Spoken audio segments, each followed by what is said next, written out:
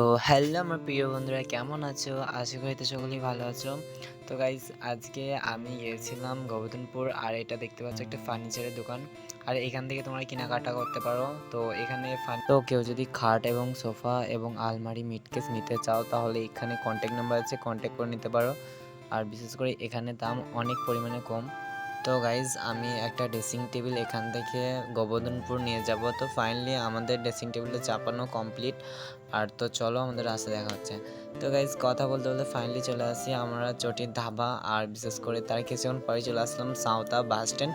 আর তো সাঁওতা bus stand থেকে কিছুটা যাওয়ার পর ফাইনালি সাঁওতা স্টেশন অবধি চলে আসি। তো তার কিছুক্ষণ পর ফাইনালি চলে আসি গোবর্ধনপুর গ্রাম। আর এটা গোবর্ধনপুর গ্রামের সেন্টার ছিল।